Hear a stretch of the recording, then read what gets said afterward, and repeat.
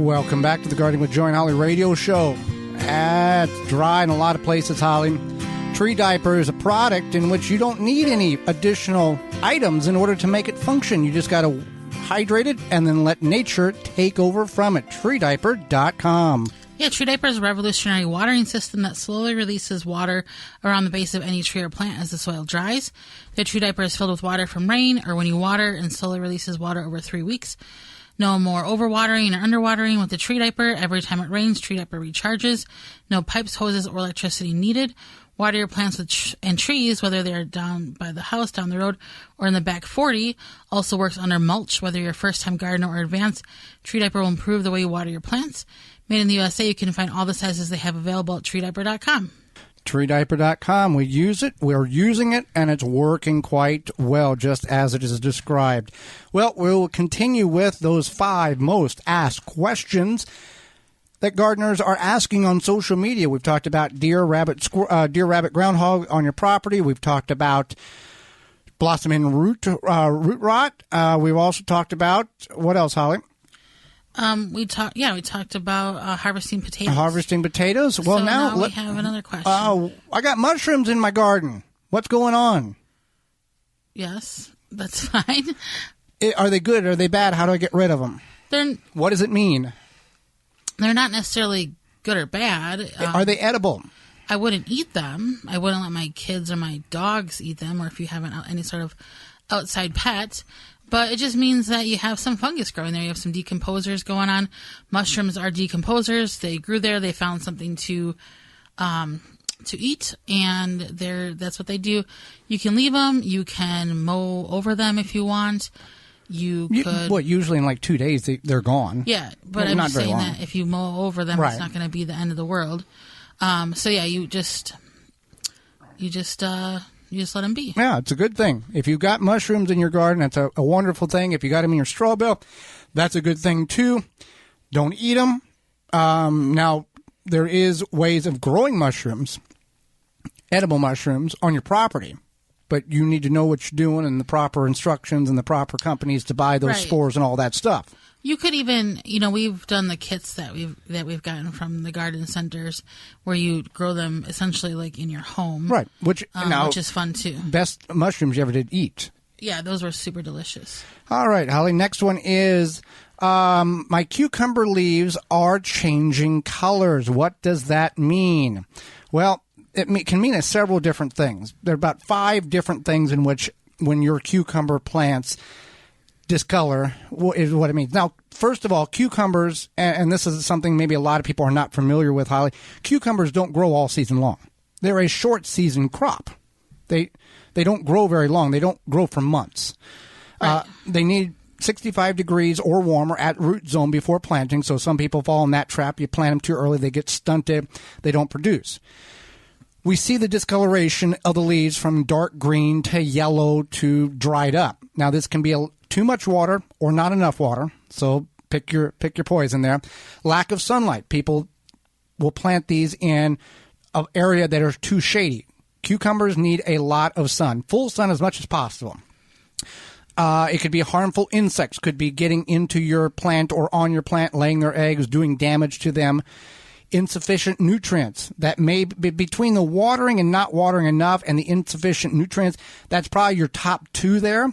Insufficient nutrients can be if the leaves are changing color, meaning it's going from green to yellow, that would indicate probably a lack of nitrogen. So there's a way of liquid nitrogen is a way of getting the plant the nitrogen right away. Granular nitrogen or water-soluble nitrogen is a little slower process of getting it picked up. But if you can get ahead of this by regularly feeding your cucumber plants with a all-balance fertilizer throughout the year, like Johnny Appleseed's Organics, that will help continue to feed your plants. And there's a new number of plant diseases in which you can your plants can obtain. So what can you do? Well, again, keep your plants watered. Soil needs to be damp, not soggy. And you need to continue to feed your plants if you feel that you are going to have a nutrient deficiency because you may not be planting or may not have the best soil possible. Right. And Yeah, that's... And you can always trim back the lower leaves that are dying back. These plants will gradually die back from the bottom up. That's normal. But you can remove some of those lower leaves to clean up the lower area. So that's not a terrible problem. Spacing also helps, not being so cramped. And we have found, and if you've already planted your cucumbers, it's too late for this. We have found if you grow them vertically, appears to have, the plant seems to grow better because it's off the ground. It doesn't have soil splashing up on the leaves. Easier for the pollinators, easy for the harvester, for you to see what's going on and to see diseases or problems before it's way beyond the point of no return. Absolutely. So our next question is, well, one thing on the cucumbers before you get to that. Some of the problems may be aphids, spider mites, white flies, cucumber beetles, southern corn rootworm, or potato leaf hoppers. Now, for the soft-bite insects, you can use the Dr. Zymes Eliminator, drzymes.com/garden talk. Get your 2 free samples. You can also find that underneath the money tab at the top of the page of our parent website, the WisconsinVegetableGardener.com. It's an all-natural spray. You can put it right on your plants up to the day of harvest, non-toxic. You don't need any protective gear. A beautiful product that works very well. So just keep in mind, be vigilant. And don't think that, I planted it, I'll come back in 90 days and harvest. That's not how it works. Now, we go to the next one, Holly. That is a very, very popular one that we're seeing everywhere. What to do with all these Japanese beetles? Move. Now, you can move, and then they're going to come find you. Well, so. yeah. The show originates out of southeast Wisconsin, and 10 years ago, if you saw a Japanese beetle, people thought you were lying. Yeah, it was very rare. And now, when people say you've got Japanese beetles, they say, I've got more than you. Right, yeah. It's just the way it's worked. Yeah. And people, do anything from picking them off plants to, I don't know, spraying them or who knows what. But you can have a simple solution by using rescues, Japanese beetle traps. Right. And they and people, when use that, they most of the time they use it wrong. How do you use that trap correctly? Right. So most people think, okay, I have Japanese beetles right here in the corner of my yard, right by my tomato plants. I'm going to put this Japanese beetle trap here. But what happens is then you feel like you've collected all the Japanese beetles in the neighborhood, and you probably have. And you probably have. So what you want to do is you want to take and put it on the opposite corner of your yard or wherever, away from where they tend to congregate, and then that way the trap will still catch them and keep them away from your tomato plants, but you won't necessarily pick up all of the ones or invite them all to your yard.